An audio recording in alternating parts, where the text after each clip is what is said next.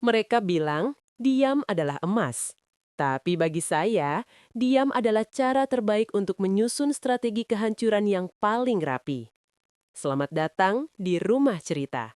Di sini, kita akan menyaksikan bagaimana sebuah topeng kesetiaan runtuh di balik kemewahan gaya hidup elit. Hari ini, saya tidak akan menangis. Saya justru akan mengirimkan sebuah hadiah spesial langsung ke meja kantor suami saya. Hadiah yang tidak hanya membongkar perselingkuhannya dengan karyawannya sendiri, tapi juga akan menghancurkan harga diri mereka, tepat di depan mata bos besar. Penasaran apa isi paket panas itu? Dan bagaimana wajah mereka saat rahasia menjijikan itu terbuka di tengah rapat penting? Sebelum kita masuk ke kisah selengkapnya, dukung terus Rumah Cerita agar kami bisa terus menyajikan kisah-kisah penuh pelajaran untuk kita semua. Klik tombol subscribe, berikan like, dan jangan ragu untuk komen pendapat kalian di bawah. Mari kita mulai. Sebuah drama berjudul Gaya Elit, Moral Sulit. Namaku Sarah. Aku selalu percaya bahwa rumah tangga adalah sebuah bangunan yang didirikan di atas pondasi kepercayaan. Selama 7 tahun, aku merasa telah membangun istana yang paling kokoh bersama Aris. Dia adalah suamiku, seorang direktur operasional di sebuah perusahaan logistik ternama. Aris yang kukenal adalah sosok yang disiplin, penyayang, dan sangat menjaga citranya sebagai pria keluarga yang sempurna. Setiap pagi, aku selalu menyiapkan jasnya, memastikan tidak ada satu serat pun yang mengganggu penampilannya. Di mata dunia, kami adalah pasangan idaman. Gaya elit, begitu teman-teman sosialitaku sering menyebut kami. Liburan ke luar negeri, mobil mewah di garasi, dan makan malam di restoran berbintang sudah menjadi rutinitas. Tapi siapa sangka, di balik gemilau emas itu ada karat yang mulai menggerogoti tanpa suara. Pagi itu, udara terasa lebih dingin dari biasanya. Aris sudah berangkat lebih awal dengan alasan ada rapat mendadak dengan vendor dari luar kota. Saat aku merapikan kamar, aku melihat sebuah kemeja putih miliknya tertinggal di keranjang pakaian kotor. Aku baru saja akan memasukkannya ke mesin cuci ketika sebuah aroma asing menyambar indera penciumanku. Bukan parfum maskulin jeruk purut yang biasa kupakaikan padanya. Ini adalah aroma bunga lili yang sangat menyengat, manis, namun memuakan. Aku terdiam sejenak. Tanganku gemetar saat memeriksa kerah kemeja itu. Di sana, di sudut kerah yang biasanya tersembunyi, terdapat noda tipis berwarna merah muda keunguan. Lipstik. Jantungku berdegup kencang. Rasanya seperti ada tangan tak kasat mata yang meremas dadaku hingga sesak. Apakah ini yang sering diceritakan orang-orang? Apakah pengkhianatan itu benar-benar mampir di pintu rumahku? Tidak, Sarah, jangan berpikiran buruk dulu, bisikku pada diri sendiri, mencoba menenangkan badai di dalam kepala. Mungkin itu hanya noda saat dia berdesakan di lift, atau mungkin dia membantu rekan kerjanya. Tapi logika sehatku menolak mentah-mentah alasan itu. Seorang direktur operasional tidak berdesakan di lift umum, dia punya lift khusus eksekutif. Hari itu, aku memutuskan untuk melakukan sesuatu yang belum pernah aku lakukan sebelumnya. Aku berdandan lebih cantik dari biasanya. Aku mengenakan dress sutra merah marun yang pas di badan, memoles bibirku dengan warna yang tegas, dan mengenakan kacamata hitam besar. Aku ingin terlihat kuat, meskipun di dalam hati aku merasa seperti kaca yang nyaris retak. Aku menyetir menuju kantor Aris tanpa memberitahu siapapun. Saat memasuki lobi perusahaan yang megah itu, semua mata memandangku dengan hormat. "Selamat siang, Ibu Sarah," sapa resepsionis dengan ramah. Aku hanya membalas dengan senyuman tipis yang dingin. Aku tidak langsung menuju ruangan Aris di lantai 12. Aku memilih untuk duduk di kafe yang terletak di lantai dasar, tempat para karyawan biasanya berkumpul saat jam istirahat. Aku memesan kopi pahit, sama pahitnya dengan perasaan yang sedang kutelan. Dari kejauhan, aku melihat sekelompok karyawan wanita keluar dari lift. Mereka tertawa riuh, membicarakan tas baru yang baru saja dibeli oleh salah satu rekan mereka. "Gila ya, Sinta, itu tas seri terbaru kan? Harganya setara gaji kita setahun," seru salah satu dari mereka. Wanita yang dipanggil Sinta itu hanya tertawa kecil, mengabaikan rambut panjangnya yang dicat coklat madu. "Ah, ini hanya hadiah kecil. Katanya ini bentuk apresiasi karena aku sudah bekerja keras lembur sampai malam." Sinta. Aku mengenalnya. Dia adalah staf administrasi di divisi Aris. Masih muda, mungkin baru 24 tahun. Gayanya sangat mencolok, terlalu mewah untuk ukuran staf biasa. Dan saat dia berjalan melewatiku, aroma itu kembali menusuk hidungku. Aroma bunga lili yang sama. Darahku mendidih. Aku memperhatikan Sinta dari ujung kaki hingga ujung kepala. Sepatu bermerek, jam tangan mahal, dan cara dia memegang ponselnya menunjukkan kepercayaan diri yang berlebihan. Dia seolah sedang mengirimkan sinyal bahwa dia adalah ratu baru di kantor ini. Aku segera bangkit dan naik ke lantai 12. Di depan ruangan Aris, sekretaris pribadinya tampak kaget melihat kedatanganku. "Ibu Sarah, Bapak sedang rapat di dalam dengan Mbak Sinta, Bu," ucapnya terbata-bata. "Sinta? Bukankah Sinta baru saja turun ke bawah untuk makan siang?" Tanyaku dengan nada datar namun menekan. Sekretaris itu tampak pucat. Itu maksud saya tadi pagi mereka rapat dan mungkin Pak Aris masih sibuk memeriksa dokumennya." Aku tidak menunggu izin. Aku mendorong pintu ruangan direktur itu dengan sekali hentakan. Ruangan itu hening. Aris sedang duduk di balik meja mahoninya yang besar. Dia tampak terkejut, namun dengan cepat mengubah ekspresinya menjadi senyum manis yang sering membiusku. "Sayang, kok tidak bilang kalau mau datang? Aku sedang sibuk sekali hari ini," ucapnya sambil bangkit dan mencoba mencium keningku. Aku menghindar dengan halus, berpura-pura sedang membenarkan tatanan rambutku. "Aku hanya lewat tadi, jadi kupikir kenapa tidak mampir. Siapa tahu suamiku yang sibuk ini butuh teman makan siang." Mata Aris melirik ke arah pintu yang masih terbuka sedikit, lalu ke arah meja kerjanya. Aku melihat ada 2 cangkir kopi di sana. Yang satu masih penuh dan ada noda lipstik di pinggirnya. Lipstik merah muda keunguan. "Kamu rapat dengan siapa tadi, Mas? Kopinya masih hangat," tanyaku sambil berjalan mengelilingi mejanya, menyentuh tepian kursi yang terasa masih hangat. "Oh, itu tadi ada manajer pemasaran. Dia baru saja keluar lewat pintu samping." Jawabnya lancar, terlalu lancar. Seolah dia sudah menyiapkan jawaban itu di luar kepala. Aku menatap matanya dalam-dalam. Di sana aku tidak menemukan kejujuran. Aku hanya melihat ketakutan yang dibungkus dengan kesombongan. Aris menyangka aku adalah istri yang naif. Dia menyangka kemewahan yang dia berikan padaku sudah cukup untuk menutup mataku dari kebusukannya. "Gaya hidupmu makin elit ya, Mas. Bahkan stafmu saja sanggup membeli tas yang harganya ratusan juta." Sindirku sambil tersenyum manis, senyum yang mengandung racun. Aris tertawa kanggung. "Maksudmu Shinta? Ya, dia mungkin menabung atau punya bisnis sampingan. Kamu tahu sendiri kan, anak muda sekarang pintar cari uang." "Bisnis sampingan ya?" Aku mengangguk-angguk. "Atau mungkin dia punya investor yang sangat royal." Wajah Aris berubah tegang. "Sarah, ada apa denganmu hari ini? Kamu terdengar sangat sinis. Kalau kamu hanya datang untuk memancing keributan, lebih baik kita bicara di rumah saja." Aku tertawa, tawa yang terdengar dingin di ruangan yang luas itu. "Marah, Mas? Aku hanya bercanda. Kenapa kamu harus merasa terganggu?" Aku berjalan menuju pintu.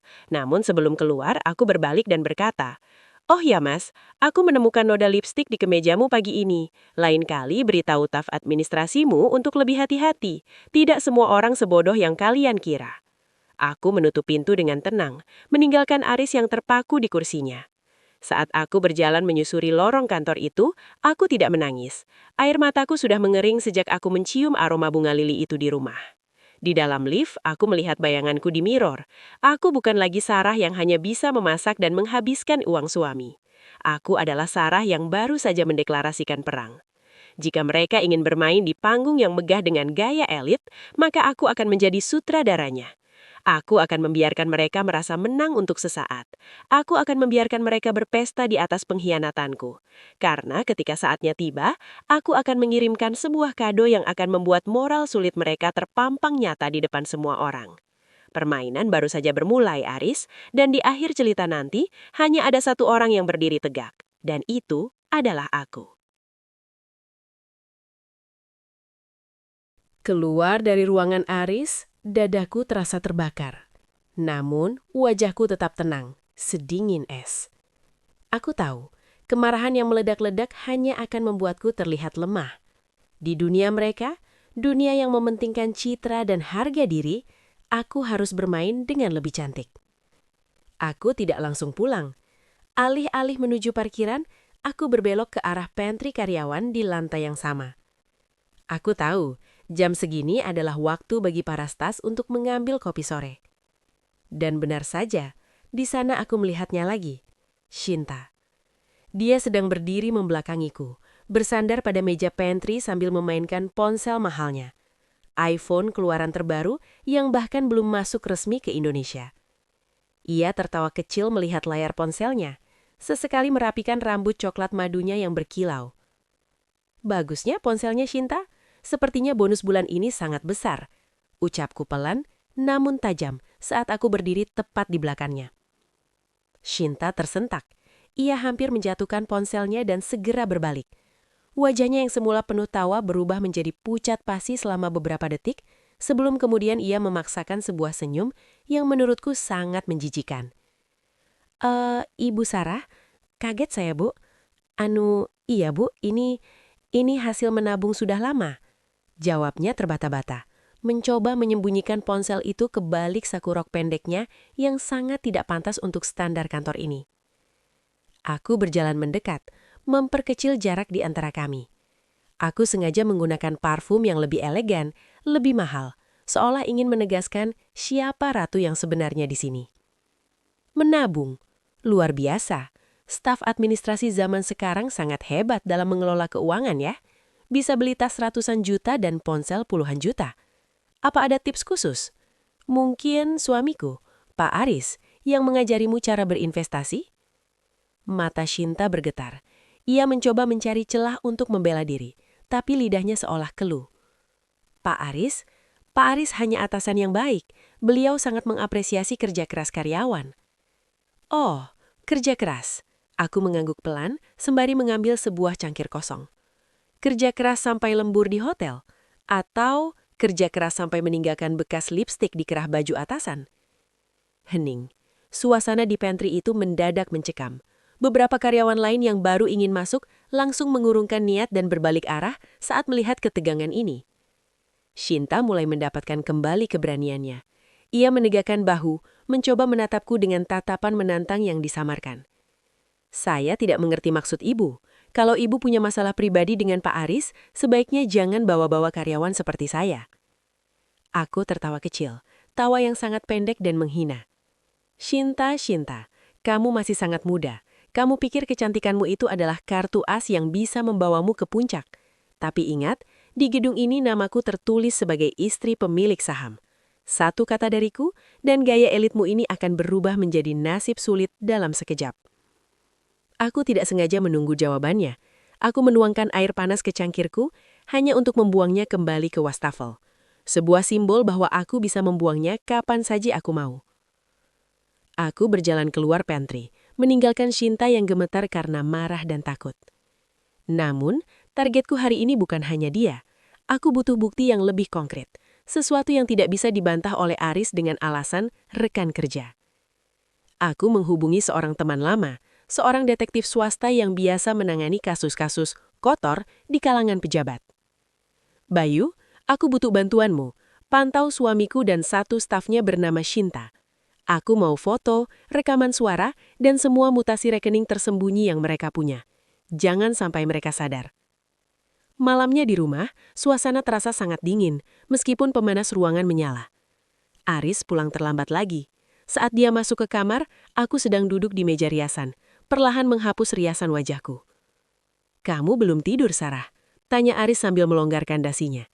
Wajahnya tampak lelah, tapi ada binar kepuasan yang tertinggal di matanya. Binar yang aku tahu bukan karena pekerjaan. Aku menunggumu, Mas. Tadi aku bertemu Shinta di pantry. Ucapku tanpa menoleh. Aku melihat lewat cermin. Tangan Aris berhenti saat melepas jam tangannya. Oh ya, kamu bicara apa saja dengannya? Tidak banyak, hanya memuji selera gayanya yang sangat mirip dengan selera kita.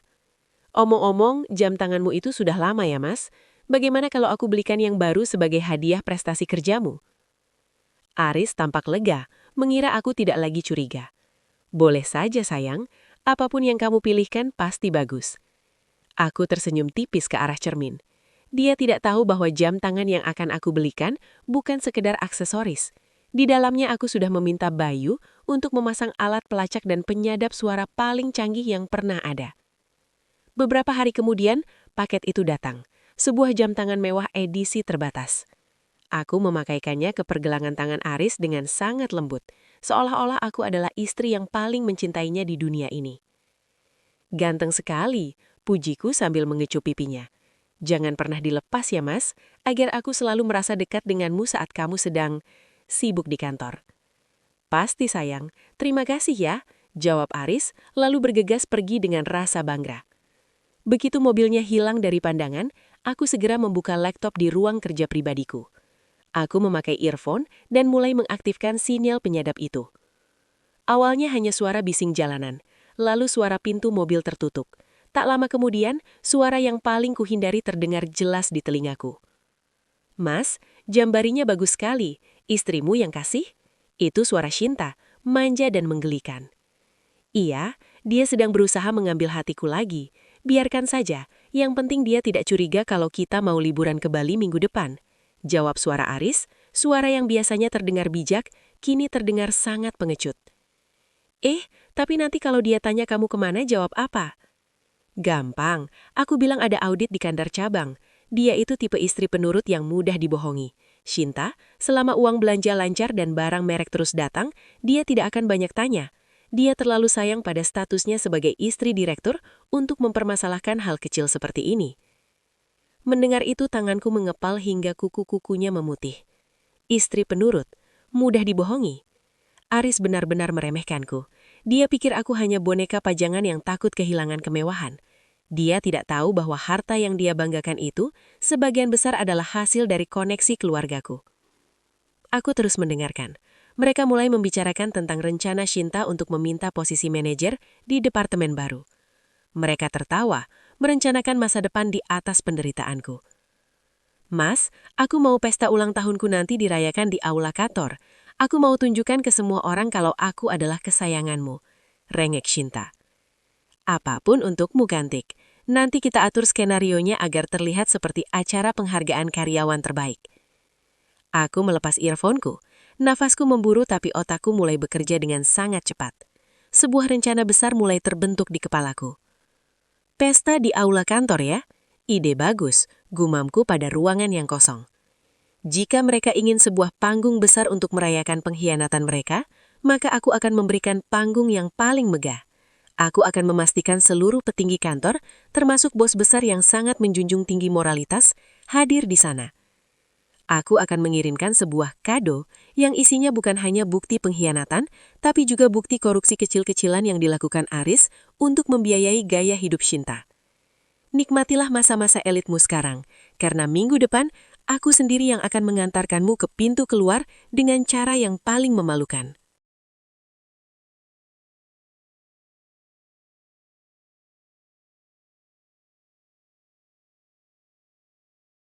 Dunia ini penuh dengan sandiwara, dan Aris adalah aktor terbaik yang pernah aku temui. Setelah dia memakai jam tangan hadiah dariku, perilakunya di rumah justru menjadi semakin manis. Dia pulang membawa bunga, memujiku lebih sering dari biasanya, dan bahkan menawarkan diri untuk membantu menyiapkan sarapan. Bagi istri yang naif, ini mungkin terlihat seperti bulan madu kedua. Tapi bagiku yang kini sudah memegang kendali radar, setiap ciuman di kening darinya terasa seperti racun yang dioleskan perlahan. Aku duduk di ruang kerjaku, mengunci pintu dan memasang headphone. Monitor laptopku menampilkan grafik gelombang suara dan titik koordinat GPS yang bergerak. Titik itu berhenti di sebuah butik perhiasan kelas atas di pusat kota. Suara gesekan pakaian dan kebisingan latar belakang toko mewah melalui penyadap. Pilih saja yang mana yang kamu suka, sayang. Budget bukan masalah. Suara Aris terdengar begitu jelas melalui jam tangan yang dia kenakan. Benaran, Mas. Aku mau kalung berlian yang ini. Biar nanti pas pesta kantor, aku kelihatan lebih bersinar dari istrimu itu. Suara Shinta menyahut. Terdengar sangat manja dan penuh kemenangan. Aku mencatat setiap detiknya. Shinta bukan hanya menginginkan suamiku. Dia ingin menginjak-injak harga diriku. Dia ingin membuktikan bahwa dia lebih segalanya dariku hanya karena dia lebih muda. Hush, Jangan sebut-sebut dia. Sarah itu membosankan. Dia hanya tahu cara menghabiskan uang untuk amal dan berkebun. Dia nggak punya gairah seperti kamu. Lanjut Aris diikuti suara tawa centil Shinta. Membosankan. Aku tersenyum pahit. Aris lupa siapa yang membantunya mendapatkan modal usaha pertama kali saat karirnya hampir hancur 5 tahun lalu. Dia lupa bahwa kebosanan yang dia maksud adalah stabilitas dan ketenangan yang aku bangun untuk rumah ini. Namun yang menarik perhatianku bukan hanya perselingkuhan mereka. Saat mereka membayar di kasir, aku mendengar percakapan yang jauh lebih fatal. "Mas, pakai kartu yang kemarin lagi?" tanya Shinta pelan. "Iya, kartu operasional kantor untuk biaya representasi. Tenang saja, orang keuangan sudah aku kondisikan. Selama laporannya aku yang tanda tangan, bos besar nggak akan tahu kalau biaya makan malam klien sebenarnya adalah kalung berlian untukmu." Suara denting klik, mouse yang ditekan keras. Inilah dia, the smoking gun. Bukti yang aku cari. Aris tidak hanya mengkhianati randang kami. Dia mulai berani mengkhianati perusahaan. Dia mencuri uang kantor untuk membiayai gaya hidup elit selingkuhannya. Ini bukan lagi sekedar urusan rumah tangga. Ini adalah tindak pidana. Aku segera menghubungi Bayu, detektif pribadiku. "Bayu, aku butuh lebih dari sekedar foto. Aku mau kau masuk ke sistem keuangan internal melalui celah yang aku berikan. Cari semua transaksi biaya representasi yang dilakukan Aris dalam 6 bulan terakhir. Aku yakin ada pola di sana." "Siap, Bu Sarah. Tapi ini berisiko. Kalau Pak Aris tahu..." "Dia tidak akan tahu. Dia terlalu sibuk mencocokkan kalung berlian di leher gundiknya. Lakukan sekarang." Suara ketikan keyboard yang cepat dan intens. Sambil menunggu data dari Bayu, aku mulai menyusun strategi pura-pura bego yang sempurna. Malam itu saat Aris pulang, aku menyambutnya dengan senyum lebar. "Mas, bagaimana kantor hari ini? Tadi aku lihat ada tagihan kartu kredit yang lumayan besar. Apa itu untuk operasional proyek baru?" tanyaku sambil membawakannya teh hangat. Aris tercekak. Dia menatapku sejenak, mencoba mencari tahu apakah aku sedang menginterogasinya. Namun, aku menjaga mataku tetap teduh dan polos. "Oh iya sayang, itu untuk menjamu investor dari Singapura. Kamu sudah tahu sendiri kan? Mereka seleranya tinggi. Harus dibawa ke tempat mewah agar kontraknya cair." "Wah, hebat suamiku ini. Kerja keras terus ya. Oh ya mas, minggu depan kan ada acara pemberian penghargaan karyawan terbaik di aula kantor. Aku sudah siapkan baju yang sangat spesial untukmu. Aku mau kita terlihat sebagai pasangan paling serasi di sana." Aris menghela nafas lega. Dia tampak sangat yakin bahwa aku masih berada di bawah kendalinya. "Tentu sayang, aku juga ingin kamu ada di sana. Biar semua orang tahu betapa beruntungnya aku memilikimu." "Beruntung karena punya istri yang bisa kau tipu," batinku. Besok harinya Bayu mengirimkan sebuah file terenkripsi. Isinya sangat mengejutkan. Aris telah menggelapkan dana hampir 2 miliar rupiah dalam kurun waktu 8 bulan. Semuanya mengalir ke rekening pribadi Shinta. Pembayaran apartemen dan cicilan mobil sport merah yang sering dipamerkan wanita itu. "Sarah, inilah saatnya." Aku mulai menyiapkan kado itu. Aku tidak akan mengirimkannya melalui kurir biasa. Aku akan mengirimkannya langsung ke meja rapat direksi melalui sistem pengiriman internal kantor yang paling resmi. Jadi tidak ada yang bisa mencegatnya. Isi kado itu adalah sebuah flash disk dan tumpukan dokumen asli yang sudah aku curi dari brankas pribadi Aris di rumah saat dia mandi. Flash disk itu berisi rekaman suara percakapan mereka di butik perhiasan, video mereka di hotel yang diambil Bayu, dan skema penggelapan uang perusahaan. Aku menatap cermin. Di balik wajah yang tampak lembut ini, kini tumbuh kekuatan yang sangat dingin. Gaya elit, moral sulit. Kalian ingin berpesta, bukan? Aku akan memastikan pesta itu menjadi temakaman bagi karir dan harga diri kalian. Aku mengambil sebuah kotak kado berwarna emas, mengikatnya dengan pita merah darah yang cantik di atasnya. Aku menuliskan sebuah catatan kecil untuk suamiku tersayang dan karyawannya kesayangan. Hadiah ini adalah cerminan dari kerja keras kalian selama ini. Dibuka saat semua mata melihat ya.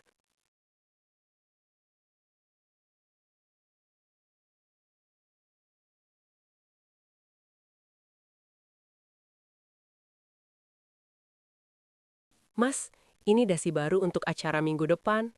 Warnanya senada dengan gaun yang akan aku pakai. Ucapku sambil meletakkan sebuah dasi sutra berwarna biru tua di samping piring sarapan Aris. Aris mendongak, tersenyum lebar. Wah, bagus sekali sayang. Kamu memang paling tahu seleraku. Terima kasih ya, kamu selalu perhatian meski aku sedang sibuk-sibuknya di kantor. Aku membalas senyumnya dengan tatapan paling polos yang bisa kuberikan. Tentu saja, Mas. Kesuksesanmu adalah kebahagiaanku. Oh iya, kudengar Shinta, stafmu itu, masuk nominasi karyawan terbaik ya? Hebat sekali dia. Masih muda tapi prestasinya luar biasa. Aris nyaris tersedak rotinya. Dia terbatuk kecil, lalu berusaha bersikap biasa saja. Ah, iya, dia memang rajin. Tapi ya itu semua kan karena bimbinganku juga sebagai atasannya. Pasti. Kapan-kapan ajak dia makan malam di sini ya, Mas. Aku ingin berterima kasih karena dia sudah banyak membantumu lembur sampai pagi. Lanjutku dengan nada yang sangat tulus. Di dalam hati, aku ingin muntah. Kata lembur yang kuucapkan adalah sindiran halus untuk malam-malam yang mereka habiskan di apartemen mewah hasil curian itu. Tapi Aris, dengan kesombongannya, dia menganggap aku benar-benar tidak tahu apa-apa. Dia merasa telah berhasil menjinakkan macan menjadi kucing rumahan. Sound effect, suara pintu mobil ditutup dan mesin menyala. Begitu Aris berangkat, topeng di wajahku runtuh. Aku segera masuk ke ruang kerja dan memasang earphone. Aku ingin tahu apa yang mereka bicarakan setelah pancingan kecilku tadi pagi. Mas, istrimu gila ya? Masa aku mau diajak makan malam di rumah kalian? Suara Shinta meledak melalui penyadap di jam tangan Aris. Tampaknya dia sudah berada di dalam mobil Aris. Mereka berangkat bersama setelah Aris memarkir mobil di pinggir jalan dekat kompleks. Tenang Shinta, dia cuma mau pura-pura jadi nyonya rumah yang baik. Dia itu bodoh, nggak punya insting sama sekali. Dia malah bangga punya suami direktur sepertiku. Dia nggak akan berani macam-macam, karena dia takut kehilangan fasilitas mewah ini. Jawab Aris dengan nada meremehkan. Tapi aku risih, Mas. Aku benci melihat wajahnya yang sok suci itu. Lagi pula, kapan sih kamu mau ceraikan dia? Aku bosan jadi yang kedua. Aku mau semua orang tahu kalau aku ini calon nyonya direktur. Sabar sayang, tunggu sampai proyek besar bulan depan cair. Aku akan pastikan aset rumah ini pindah tangan dulu. Baru aku akan beri dia surat cerai. Kita akan hidup mewah di Bali tanpa gangguan si wanita membosankan itu. Sound effect, suara gebrakan meja yang keras. Aku mematikan rekaman itu. Napasku pendek-pendek. Pindah tangan aset. Jadi, bukan hanya berselingkuh dan korupsi. Dia berniat membuatku jadi gelandangan setelah semua yang keluargaku berikan untuknya. Aris, kamu benar-benar sudah menggali kuburanmu sendiri. Aku segera menelpon Bayu, detektif pribadiku. Bayu, percepat proses pemindahan bukti ke notaris rahasia. Dan satu lagi, aku ingin kau cari tahu siapa pemilik saham terbesar di perusahaan Aris secara personal. Aku tahu itu adalah Pak Wirawan, tapi aku ingin tahu titik lemahnya atau apa yang paling dia benci. Pak Wirawan itu sangat kolot, Bu Sarah. Dia benci skandal, terutama yang berkaitan dengan integritas keuangan. Dia pernah memecat menantunya sendiri karena ketahuan memakai uang kantor untuk judi. Aku tersenyum. Sempurna. Berarti dia akan sangat menikmati kado yang aku siapkan. Musik transisi menjadi lebih cepat menandakan persiapan yang sibuk. Sore harinya, aku pergi ke kantor Aris lagi. Kali ini bukan untuk melabrak, tapi untuk menebar umpan terakhir. Aku membawa sekotak kue mewah untuk dibagikan ke staf administrasi. Saat aku berjalan di lorong, aku melihat Shinta sedang berdiri di meja kerjanya, memamerkan kalung berlian barunya, kalung yang mereka beli dengan uang kantor, kepada rekan-rekan kerjanya. Wah, Shinta, bagus sekali kalungnya. Pasti dari pacar kaya ya? Tanya salah satu rekan kantornya. Shinta membusungkan dada, melirik aku yang sedang berjalan mendekat. Iya dong, dia itu pria sukses, berkelas, dan sangat memanjakan aku. Beda lah sama laki-laki biasa. Aku berhenti tepat di depan mejanya. Cantik sekali kalungnya, Shinta. Berlian asli ya? Shinta tampak terkejut, tapi kemudian dia tersenyum sinis. Iya, Bu Sarah, mahal loh ini. Aku menyentuh kalung itu pelan membuat Shinta sedikit tegang. Indah sekali, tapi hati-hati ya Shinta, barang yang didapat dari cara yang salah biasanya tidak bertahan lama. Kadang-kadang berlian bisa berubah menjadi batu pemberat yang menenggelamkan kamu ke dasar laut. Wajah Shinta berubah kaku. Maksud ibu apa?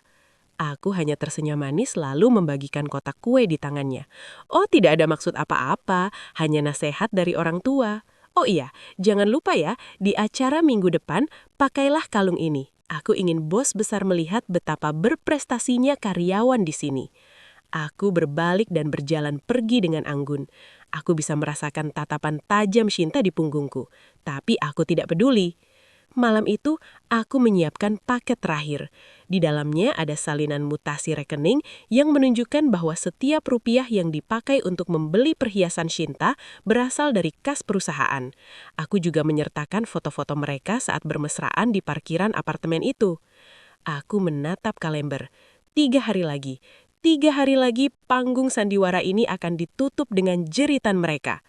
Mas Aris, Shinta, nikmatilah malam-malam terakhir kalian sebagai gaya elit. Karena setelah ini, kalian akan belajar betapa sulitnya hidup sebagai pecundang.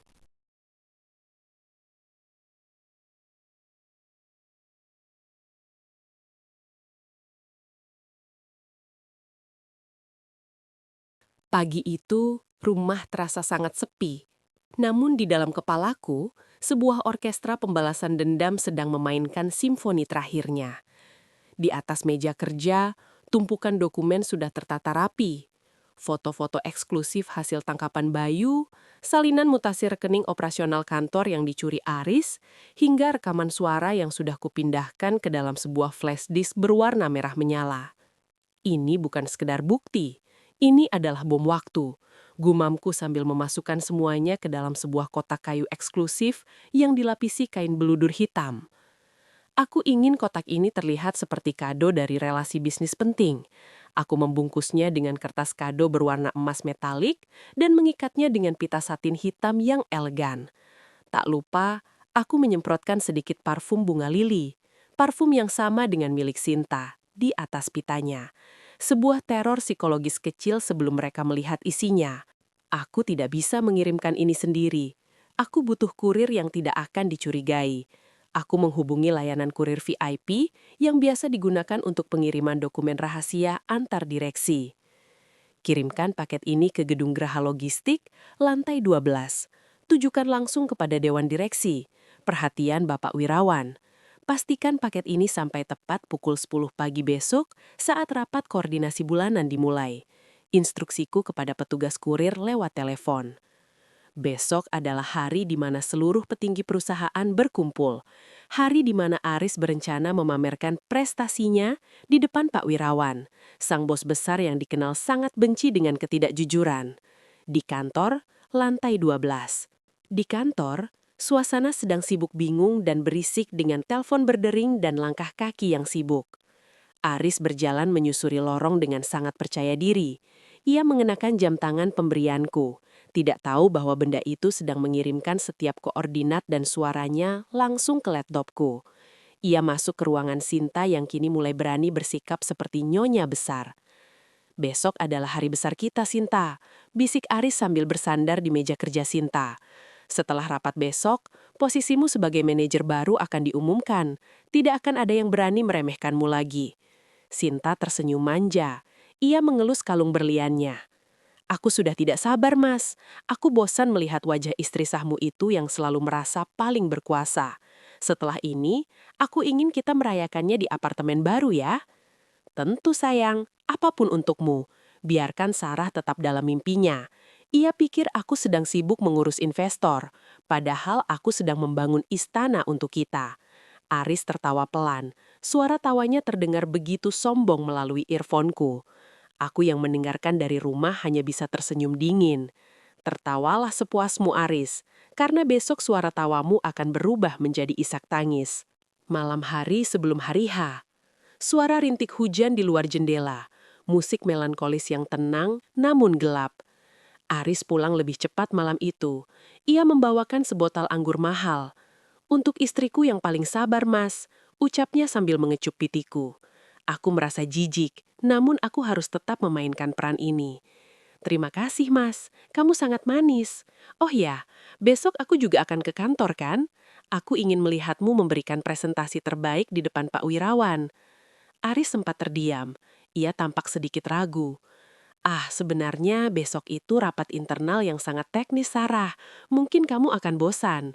Tapi Pak Wirawan yang memintaku datang. Dia bilang ingin bertemu denganku untuk membicarakan yayasan sosial perusahaan. Mas tidak berkenan, kan? Aku berbohong dengan sangat lancar.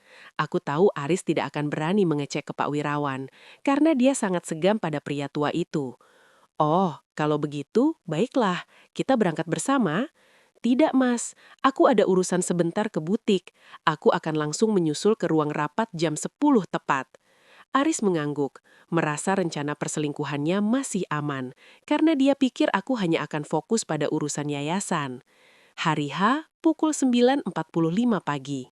Di lobi kantor, suasana terasa sangat tegang dengan suara langkah kaki tegas Sarah dan langkah kaki yang sibuk. Aku melangkah masuk ke gedung kantor dengan gaun hitam yang sangat berkelas. Aku tidak datang sebagai istri yang lemah, aku datang sebagai eksekutor. Di lantai 12, suasana sangat tegang. Para direksi sudah mulai masuk ke ruang rapat besar yang berdinding kaca transparan. Aku melihat Sinta berdiri di dekat pintu, mengenakan pakaian yang sangat mencolok dan perhiasan berliannya yang berkilau. Ia menatapku dengan tatapan mengejek. "Selamat pagi, Ibu Sarah. Ingin ikut rapat juga, Sinta?" Tanyanya dengan nada meremehkan. "Hanya ingin mengantarkan hadiah, Sinta. Kamu sudah siap menerima hadiahmu?" Jawabku sambil menatap matanya dalam-dalam. Sinta mengernyutkan dahi. "Hadiah apa?" Tepat saat itu, seorang kurir berseragam hitam masuk ke area lobi direksi, membawa kotak emas yang kukenali. Paket untuk Bapak Wirawan dan Dewan Direksi, sangat mendesak. Sekretaris Pak Wirawan mengambil paket itu dan membawanya masuk ke ruang rapat. Aku melihat Aris di dalam sana sedang mengatur slide presentasinya di layar proyektor besar di ruangan itu. Ia tampak sangat hebat dan berwibawa. Aku berdiri di balik kaca, memperhatikan dari jauh. Pak Wirawan membuka kotak emas itu di tengah meja rapat yang penuh dengan orang-orang paling berpengaruh di perusahaan. Tepat saat itu, Pak Wirawan mengeluarkan tumpukan foto pertama. Alisnya bertaut. Ia kemudian mengeluarkan flash disk merah dan menyambungkannya ke laptop pusat yang terhubung langsung ke layar proyektor di ruangan itu. Laptop yang seharusnya digunakan Aris untuk presentasi bisnis. Aris yang tidak tahu apa-apa, baru saja akan menekan tombol play untuk presentasi bisnisnya. Namun yang muncul di layar proyektor berukuran 100 inci itu bukanlah grafik keuntungan perusahaan. Yang muncul adalah foto Aris dan Sinta yang sedang berpelukan mesra di depan sebuah mobil mewah, lengkap dengan keterangan tanggal dan lokasi. Seluruh ruangan mendadak senyap, nafas Aris tersegat. Sinta yang melihat dari luar kaca langsung mematung, wajahnya mendadak seputih kertas. "Mas Aris, apa ini?" Suara Pak Wirawan terdengar berat dan sangat marah melalui pengeras suara ruangan yang bocor hingga keluar. Ini baru permulaan. Aku menekan tombol di ponselku, mengirimkan perintah terakhir kepada Bayu untuk mengunggah bukti korupsi ke email seluruh karyawan saat ini juga. "Gaya elit kalian berakhir di sini," bisikku sambil tersenyum ke arah Sinta yang mulai gemetar.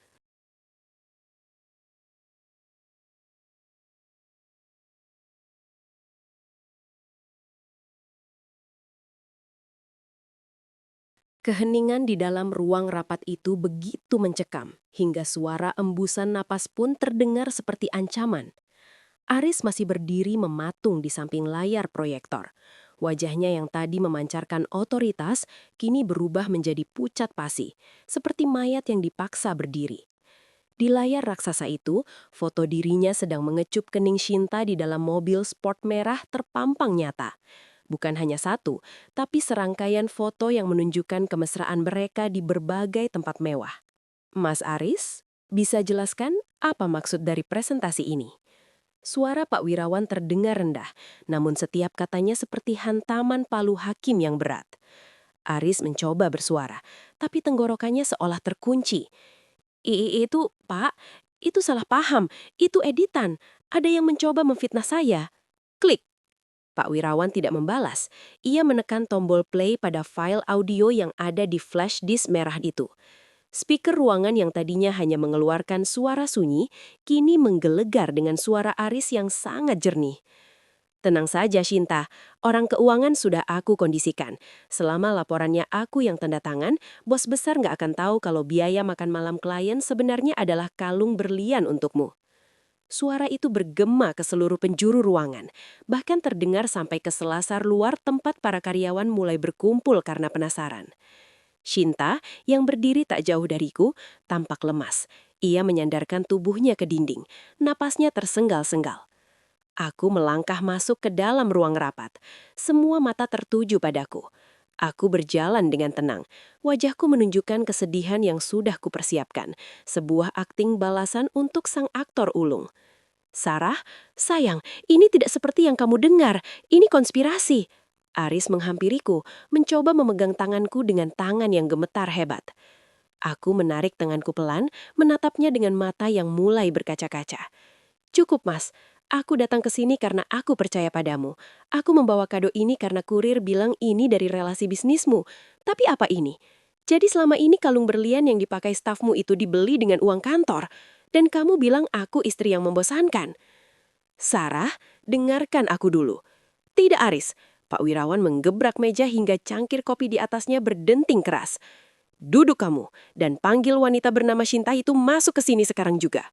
Suara langkah kaki Shinta yang terseret-seret masuk ke ruangan. Shinta masuk dengan kepala tertunduk. Gaya elit yang tadi ia banggakan runtuh seketika. Kalung berlian di lehernya yang tadinya ia pamerkan dengan sombong, kini seolah berubah menjadi jerat yang mencekiknya. Shinta, Pak Wirawan menatapnya dengan tatapan jijik. Kudengar kamu masuk nominasi karyawan terbaik, tapi data di sini menunjukkan kamu adalah pencuri terbaik. Kamu tahu apa konsekuensi dari penggelapan dana perusahaan? Shinta mulai terisak. Saya hanya melakukan apa yang diperintahkan Pak Aris, Pak. Dia yang bilang semuanya aman. Kamu pengkhianat Shinta. Kamu yang menggodaku. Aris berteriak panik, mencoba melempar semua kesalahan pada selingkuhannya demi menyelamatkan posisinya. Olah, Mas Aris, tadi di rekaman itu kamu bilang sangat mencintainya. Kenapa sekarang malah saling gigit? Mana janji istana di Bali yang kamu ceritakan padanya? Wajah Aris berubah dari pucat menjadi merah padam. Dia menyadari satu hal, aku tahu segalanya. Aku bukan istri bodoh yang selama ini dia remehkan. Pak Wirawan berdiri, ia menoleh ke arah sekretarisnya. Hubungi bagian legal dan pihak kepolisian. Saya tidak mau ada pencuri di perusahaan ini. Aris, mulai detik ini kamu diberhentikan secara tidak hormat. Seluruh aset perusahaan yang kamu pakai, termasuk mobil dan fasilitas rumah yang dibiayai kantor, akan kami tarik segera. Aris ambruk di kursinya.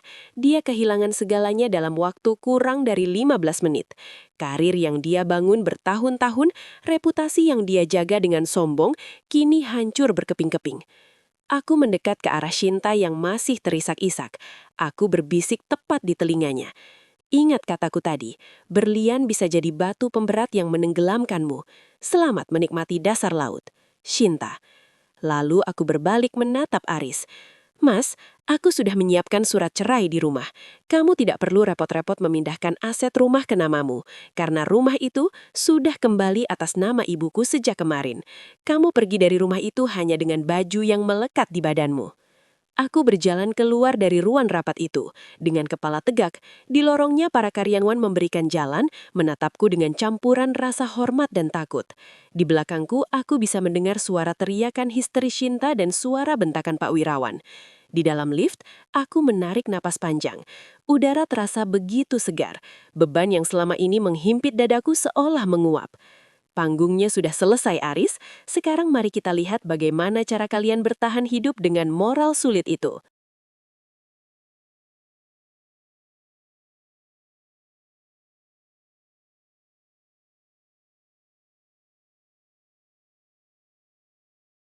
Kehancuran itu bukan lagi sekadar ancaman. Itu adalah kenyataan yang menghantam Aris tepat di wajahnya. Saat aku melangkah keluar dari gedung kantor, aku bisa merasakan hawa dingin yang mengikuti di belakangku. Aku tidak perlu menoleh untuk tahu siapa itu. Sarah! Sarah, tunggu! Suara Aris terdengar parau. Hilang sudah nada bariton yang biasanya penuh wibawa. Aku berhenti di dekat pilar besar lobi, tepat di bawah sorotan lampu kristal yang dulu sering kami banggakan. Aku berbalik perlahan, menatap pria yang selama 7 tahun ini berbagi ranjang denganku. Wajahnya kacau, dasinya miring, rambutnya berantakan, dan matanya merah karena panik. Di belakangnya, satpam kantor berjaga-jaga, memastikan pria yang baru saja dipecat secara tidak hormat itu tidak berbuat onar. "Apalagi, Mas? Bukankah semuanya sudah jelas di dalam tadi?" Tanyaku datar. Tidak ada kemarahan dalam suaraku, hanya kekosongan yang dingin. "Kamu menjebakku, Sarah. Kamu merencanakan ini semua. Kenapa kamu tega menghancurkan karirku? Aku ini suamimu." Aris mencoba meraih bahuku, tapi aku mundur satu langkah. "Suami?" Aku tertawa kecil, tawa yang menyayat. Suami mana yang menggunakan uang kantor untuk membelikan gundiknya berlian, sementara istrinya di rumah disebut membosankan? Suami mana yang berencana mengusir istrinya sendiri dari rumah setelah asetnya dipindahkan? Aris terdiam, mulutnya mengatup rapat. Dia tidak menyangka aku tahu sampai ke detail rencana busuknya soal aset rumah. "Sarah, aku hilaf. Sinta yang menggodaku terus. Dia yang meminta barang-barang mewah itu. Aku melakukannya karena aku stres dengan tekanan pekerjaan. Aku butuh pelarian."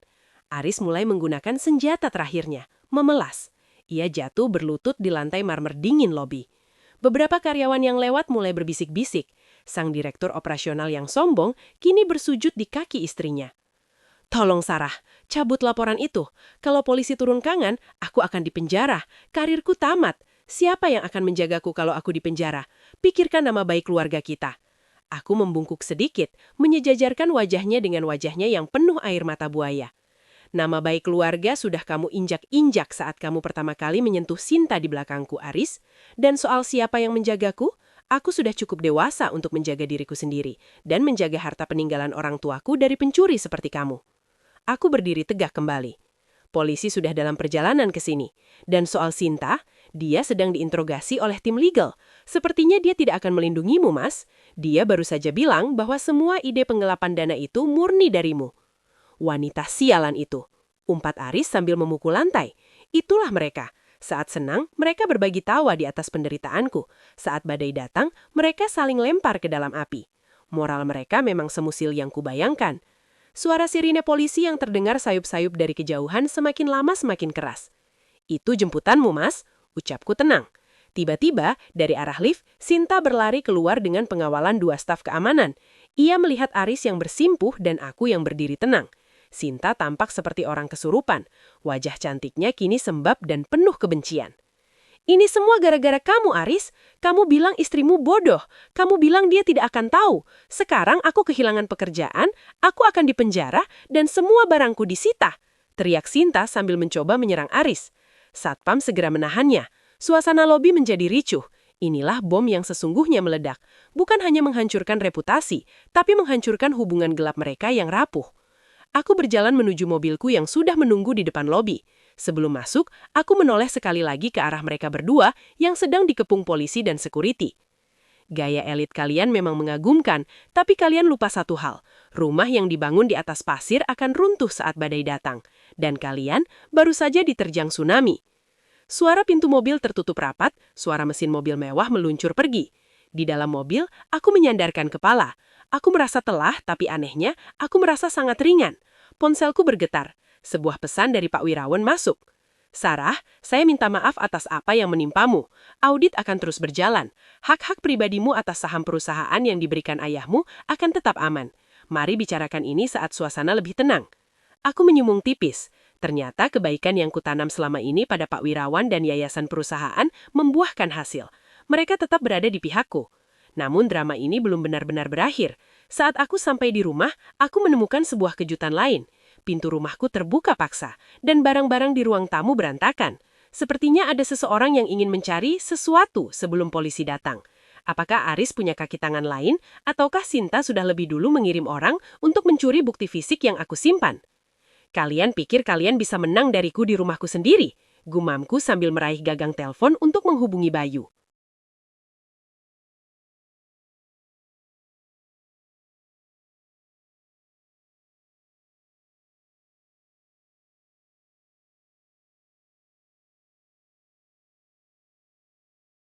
Aku berdiri mematung di ambang pintu ruang tamu.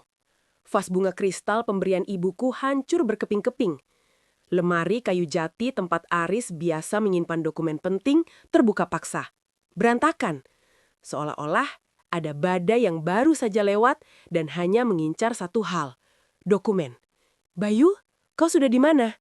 Tanyaku lewat ponsel yang kuapit di telinga. 2 menit lagi saya sampai, Bu Sarah. Saya sudah melihat pergerakan mencurigakan melalui CCTV cadangan yang kita pasang di taman belakang. Pelakunya bukan orang luar. Suara Bayu terdengar berat. Jantungku berdegup kencang. Bukan orang luar. Aku melangkah perlahan menuju dapur. Tanganku meraih sebuah pisau pemotong daging kecil untuk berjaga-jaga. Namun saat aku sampai di dekat area servis, aku melihat seseorang yang sangat kukenal sedang terburu-buru memasukkan beberapa amplop coklat ke dalam tas jinjingnya. Mbak Sum? Suaraku bergetar antara marah dan tidak percaya. Sum, asisten rumah tangga yang sudah ikut denganku selama 5 tahun, berbalik dengan wajah pucat pasi. Tangannya gemetar hebat.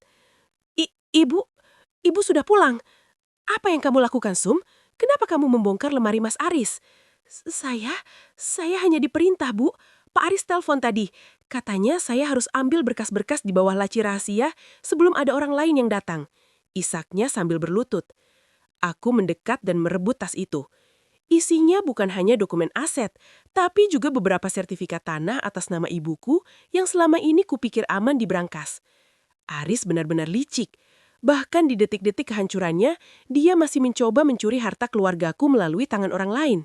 Kamu tahu apa yang baru saja dilakukan Pak Aris di kantor, Sum?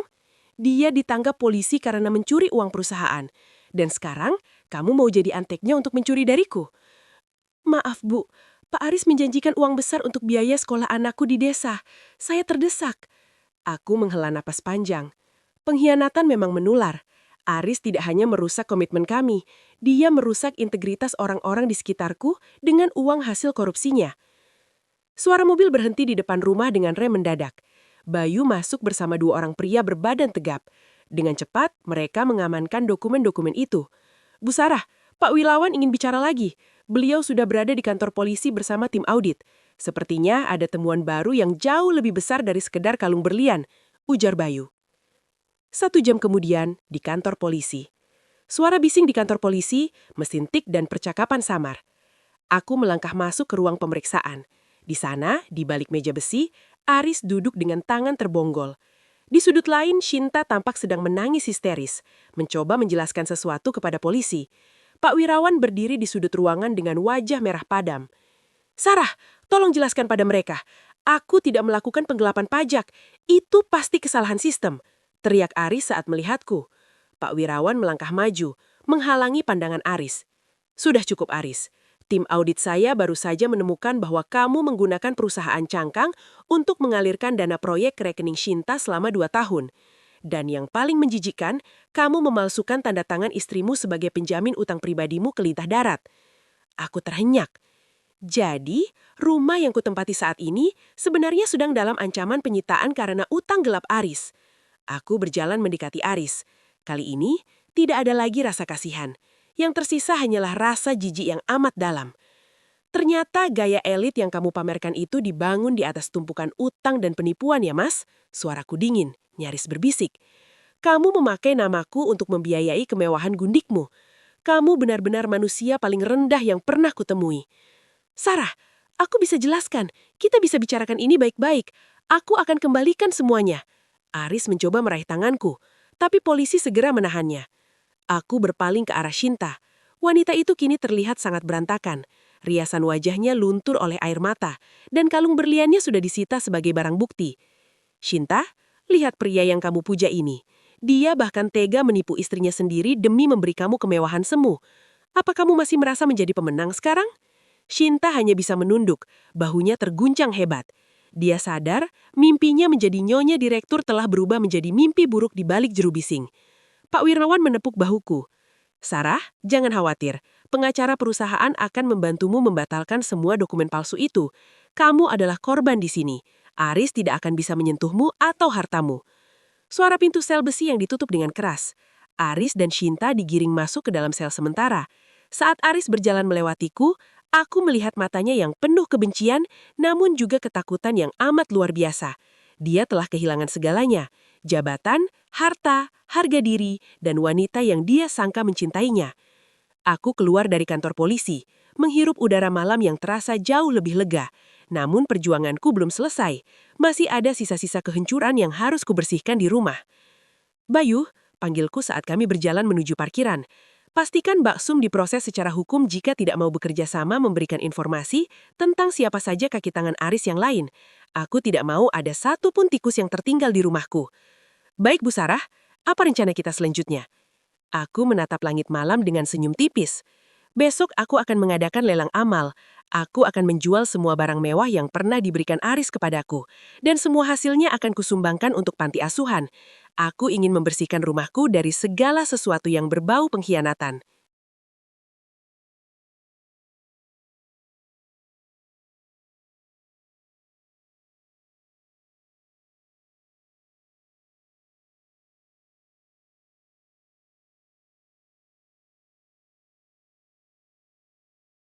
Tiga minggu telah berlalu sejak badai di ruang rapat itu. Hari ini, halaman rumahku yang luas berubah menjadi panggung pelelangan. Kursi-kursi putih tertata rapi, dan di atas meja panjang berjajar barang-barang yang dulu menjadi simbol gaya elit suamiku. Ada jam tangan mewah, tas desainer yang jarang kupakai, hingga koleksi sepatu bermerek milik Aris yang disita dari ruang kerjanya. Semua barang ini adalah saksi bisu kebohongannya. 10 juta, 15 juta, terjual. Tuk, tuk, tuk, tuk. Aku berdiri di balkon lantai 2, memandangi kerumunan orang yang antusias. Di sampingku, Pak Wirawan berdiri sambil menyesap teh. Kamu melakukan hal yang benar, Sarah. Membersihkan energi negatif dari rumah ini adalah langkah awal untuk sembuh. Ucap Pak Wirawan tulus. Terima kasih, Pak. Uang dari lelang ini sudah saya salurkan separuhnya ke panti asuhan pagi tadi. Rasanya jauh lebih melegakan melihat barang-barang ini berubah menjadi makanan dan buku untuk anak-anak daripada hanya tersimpan di lemari penuh dosa. Jawabku tenang. Namun di balik ketenangan ini, aku tahu ada pemandangan yang jauh berbeda di tempat lain. Di dalam lembaga pemasyarakatan, suara gerbang besi yang berat berderit, suara langkah kaki di lorong beton yang dingin. Aris duduk di pojok sel yang pengap.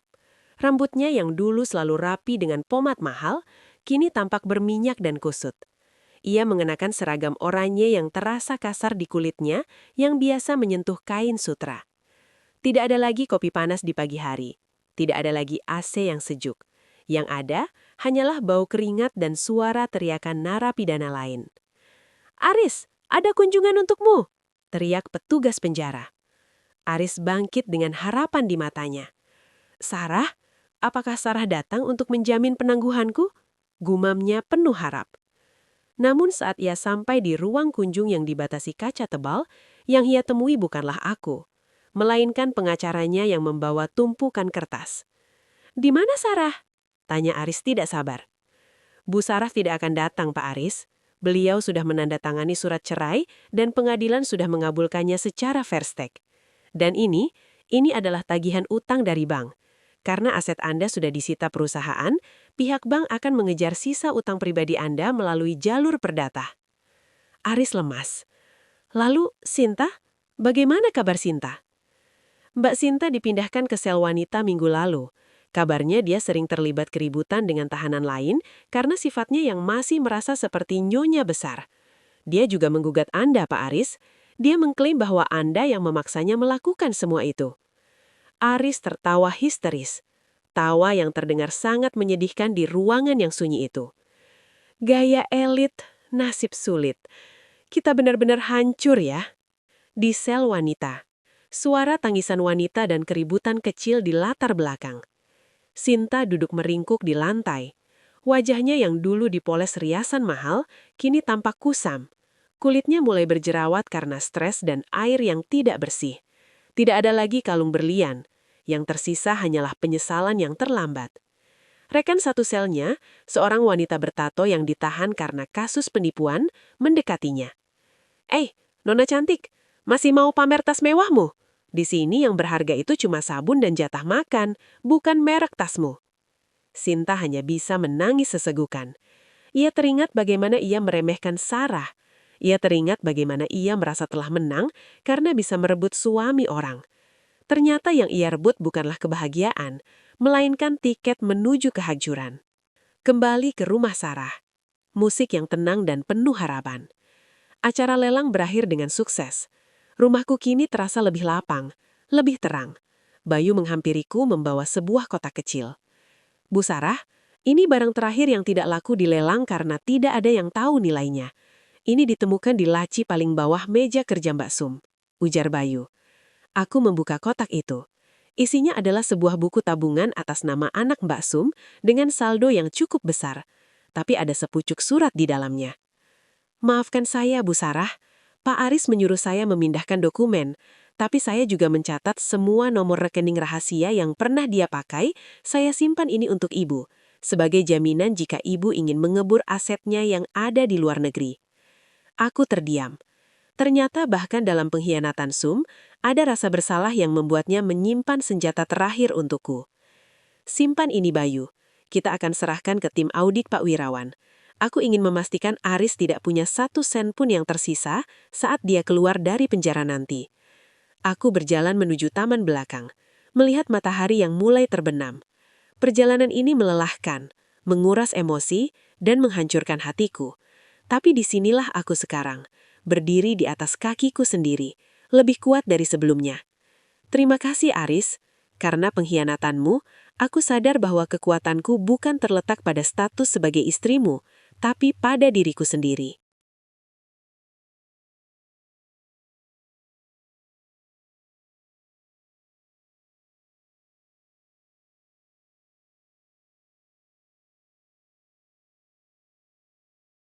Satu tahun telah berlalu sejak ketukan palu hakim di ruang sidang itu mengakhiri statusku sebagai istri Aris. Hari ini, aku tidak lagi berada di ruang rapat yang dingin atau di rumah yang penuh kenangan pahit. Aku berdiri di atas balkon sebuah villa kecil di pesisir pantai, tempat yang kini kujadikan sebagai pusat rehabilitasi dan pemberdayaan wanita yang menjadi korban kekerasan ekonomi dan pengkhianatan.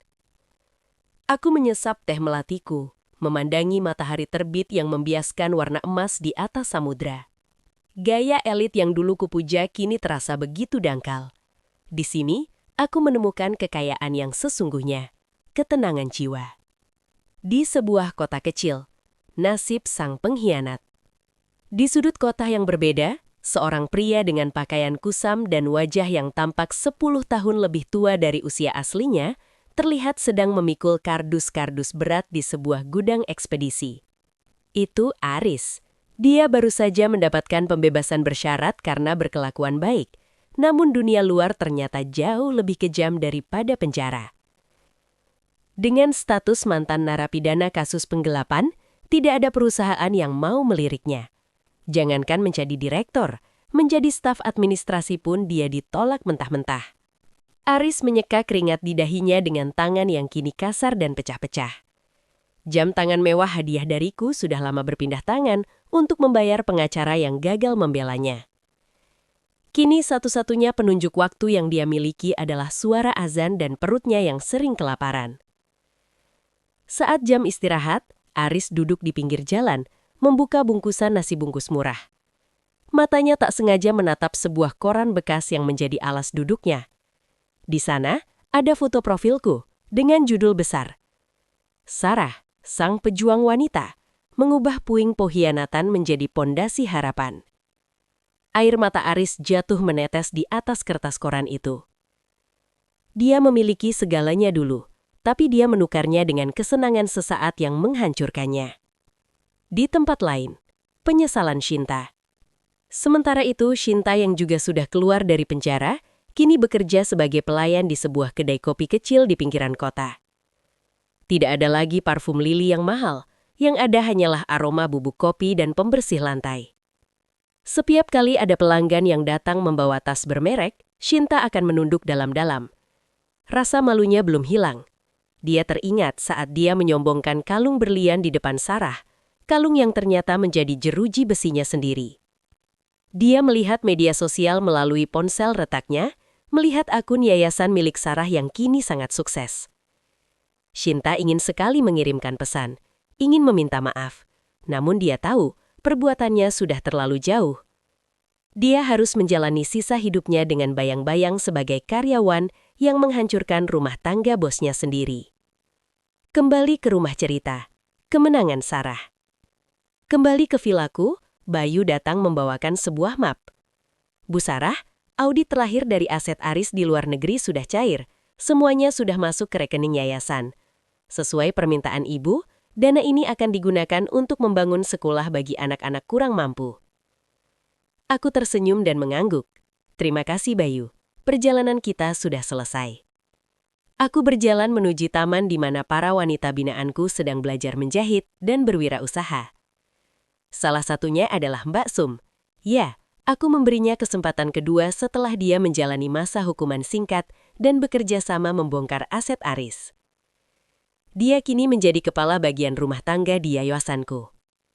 Aku melihat ke langit biru yang luas. Kemenangan yang sesungguhnya bukan saat melihat musuhmu hancur. Kemenangan sejati adalah saat kamu mampu membangun kembali dirimu dari reruntuhan tanpa rasa benci yang tersisa. Dulu aku takut kehilangan statusku. Dulu aku takut hidup tanpa kemewahan yang diberikan Aris. Tapi ternyata, saat aku kehilangan segalanya, aku justru menemukan jati diriku yang paling berharga. Aku adalah Sarah, seorang wanita yang pernah diselingkuhi, dihianati, dan diremehkan. Namun kini, aku adalah wanita yang berdiri tegak, memegang kendali atas hidupku sendiri.